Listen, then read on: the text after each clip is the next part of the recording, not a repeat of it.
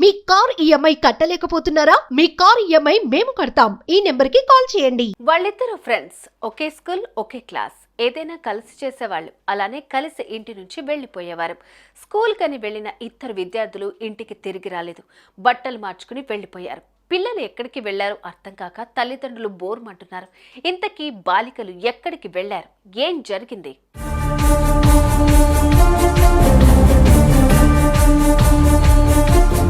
Hyderabad Kukatpally police station పరిధిలో జరిగింది ఈ ఘటన. కూకట్పల్లి వివేకానంద నగర్ కాలనీలో శ్రీ చైతన్య టెక్నో స్కూల్లో లక్ష్మీదుర్గ, హారిక 8వ తరగతి చదువుతున్నారు. రోజులు బాగోలేవని లక్ష్మీదుర్గ తల్లి ఆమెను ప్రతిరోజు స్కూల్లో దింపి సాయంత్రం ఇంటికి తీసుకుని వచ్చేది. అలా బుధవారం నాడు కూడా లక్ష్మిని తల్లి స్కూల్లో దింపింది. సాయంత్రం బిడ్డను తీసుకుని వచ్చేందుకు మళ్లీ స్కూల్కి వెళ్ళింది. కానీ ఎక్కడా కూడా కూతురు కనిపించలేదు. దీంతో బిడ్డ గురించి యాజమాన్యాన్ని ప్రశ్నించింది. లక్ష్మి తన ఫ్రెండ్ హారికతో కలిసి వెళ్లిపోయిందని చెప్పారు.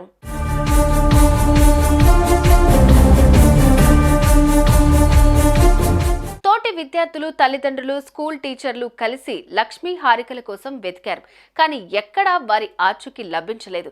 దీంతో పోలీసులకు ఫిర్యాదు చేశారు. పోలీసులు చుట్టుపక్కల సీసీ కెమెరాలు పరిశీలించగా విద్యార్థినిలు ఓ గుడిసెలోకి వెళ్లి అక్కడ బట్టలు మార్చుకున్నట్లు తెలిసింది. దీంతో ఆ గుడిసెలో నివసించే వారిని ప్రశ్నించారు.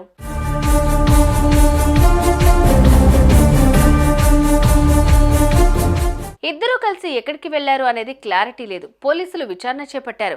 బస్ స్టాప్లు, రైల్వే స్టేషన్లు జల్లెడ పడుతున్నారు. అటు తమ పిల్లలను వెతికి పట్టుకోవాలని వేడుకుంటున్నారు తల్లిదండ్రులు. అసలు ఎందుకు వెళ్లారో అర్థం కావటం లేదంటున్నారు. పోలీసు వారికి నేను నమస్కరించి దండం పెడుతున్నాను. మా పాప ఎక్కడ ఉన్నా మా పాప వాళ్ళ ఫ్రెండ్ని హారిక అని ఇద్దరిని మంచిగా తీసుకురావాల్సిందిగా కోరుకుంటున్నాను. మీ అందరికీ నమస్కారం. పోలీసులు దయచేసి నా పాపని నాకు అప్పగిస్తారని నేను కోరుకుంటున్నాను. వెంకటరమణ. మా పాప పేరు లక్ష్మీదుర్గ. మా పాపమ్మటి వెళ్ళిన అమ్మాయి పేరు హారిక.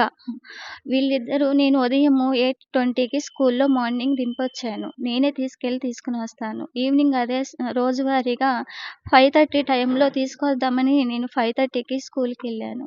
స్కూల్కి వెళ్ళిన తర్వాత మా పాప స్కూల్లో బ్యాగ్ ఉంచి వాళ్ళ ఫ్రెండ్స్ గల్లీ వైపు వెళ్ళిందని చెప్తే ఆ ఫ్రెండ్స్ని తీసుకుని వెళ్ళి నేను కూడా ఎతికాను. అక్కడెక్కడ లేదు. తర్వాత ప్రిన్సిపల్ మేడంకి, వాళ్ళ స్కూల్లో క్లాస్ టీచర్లకి అందరికీ తెలియపరిచిన తర్వాత ప్రిన్సిపల్ మేడము, వాళ్ళ సార్లు, వాళ్ళ మేడమ్స్, క్లాస్ టీచర్స్ అందరూ కలిసి అదంతా CCTVలో వెతికించిన అనంతరం ఎక్కడ తెలియలేకపోవడం వల్ల మేము పోలీస్ స్టేషన్కి వెళ్ళి కంప్లైంట్ ఇచ్చాము.